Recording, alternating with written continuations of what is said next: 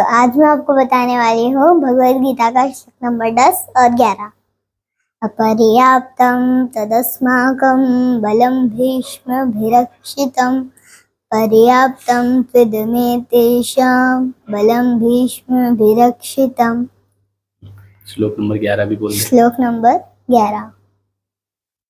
अयनेषु च सर्वेषु यथा भागमवस्थिता भीष्ममेव भिरक्षन्तु भवन् सर्व एव हि। तो अभी आपने सुना श्लोक नंबर 10 और श्लोक नंबर 11। तो श्लोक नंबर 10 में जो दुर्योधन है वो अपनी सेना की जो तुलना है वो पांडवों की सेना से करता है। वो कहता है कि मेरी सेना में जो सेनानायक है वो है भीष्म पितामह, और उधर जो सेनानायक है वो है भीम, जो कि भीष्म पितामह से युद्ध करने में कई गुना एक तरह से कम है ना।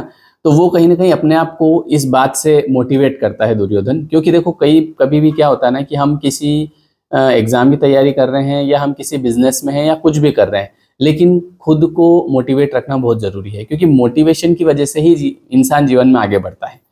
तो दुर्योधन हर समय क्या कर रहा है कि किसी भी केस में, चाहे वो देखता है कि यार उधर ऐसे योद्धा है, लेकिन फिर कहता है कि लेकिन अपने इधर भी कम थोड़ी है। फिर वो देखता है कि उधर सेनानायक भीम है, और वो ये अच्छे से जानता है दुर्योधन कि उसको केवल भीम ही मार सकता है, लेकिन फिर भी वो कहता है कि तो क्या हुआ, मेरे इधर कौन है, मेरे इधर तो गुरु द्रोणाचार्य हैं, भीष्म पितामह हैं, एक से एक हैं, है ना।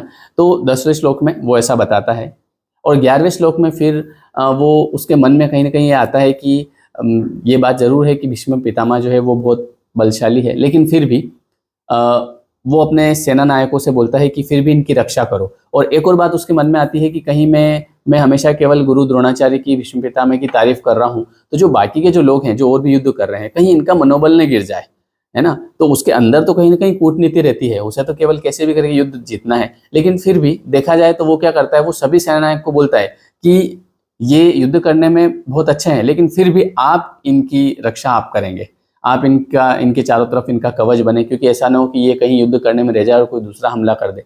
तो यहाँ पे वो इधर भीष्म पितामह की भी तारीफ कर देता है उनके सामने, और फिर जो सेनानायक होते हैं बाकी के, उनको लगता है कि कहीं ये इनको ऐसा नहीं लगे मन में कि यार हमारी तारीफ नहीं कर रहे हैं, वो उनकी भी तारीफ कर देता है। अब यहाँ पे हमको ये सीखने को मिलता है कि जैसे आप किसी भी बिजनेस में हैं, कोई भी आप काम कर रहे हैं, मान लो एक एग्जाम्पल लेते हैं कि आप एक स्कूल चला रहे हैं, ठीक है। तो आपके साथ में जितने भी लोग काम करते हैं, तो कई बार ऐसा होता है कि हम किसी एक व्यक्ति को ज़्यादा तवज्जो देते हैं और बाकी के लोगों पे इतना ध्यान नहीं देते हैं, जबकि आप देखिए योगदान सबका बराबर बराबर होता है। तो इस चीज़ का हमको ध्यान रखना चाहिए कि चाहे हमारे साथ में अगर 5 लोग काम कर रहे हैं, तो हमको पांचों की बराबर तारीफ करना अपने अपने काम के लिए, क्योंकि सबका अपना अपना तरीके का काम होता है। और जब किसी व्यक्ति की तारीफ की जाती है उसके काम को लेके, तो वो काम को और अच्छे तरीके से करेगा, है ना। तो यहाँ से यही सीखने को मिलता है कि आप किसी भी बिजनेस में हैं, आप अगर कोई दुकान चलाते हैं और वहाँ पे आपके साथ में 2-3 लोग काम करते हैं, तो आपको सबको बीच बीच में मोटिवेट करते रहना चाहिए। ऐसा नहीं हो कि किसी एक के ऊपर आप विशेष ध्यान दें, उसकी तारीफ करते रहें और दूसरों को बोले देख ये कितना अच्छा काम करता है, तुमसे कुछ नहीं होता है। तो आपको सभी व्यक्तियों को बराबर मोटिवेट करना चाहिए, इससे आपका बिजनेस बढ़ेगा, इससे आपका काम बढ़ेगा, और कहीं ना कहीं आपको उस काम को करने में भी हैप्पीनेस आएगी। चलिए, बहुत बहुत धन्यवाद। वीडियो कैसा लगा नेक्स्ट कमेंट करके बताएं। मिलते हैं फिर नेक्स्ट वीडियो में, और कमेंट आप जरूर करिएगा, मैं आपके कमेंट्स पढ़ता रहता हूं, ताकि क्योंकि आपके कमेंट ही मुझे मनोबल देते हैं इस सीरीज को कंटिन्यू करने का, ठीक है। तो ये सीरीज पूरी हम कंटिन्यू करेंगे, बस आप केवल कमेंट करते रहिएगा, लाइक करते रहिएगा, जो नए लोग हैं वो सब्सक्राइब जरूर करिएगा। Thank you everyone, thank you.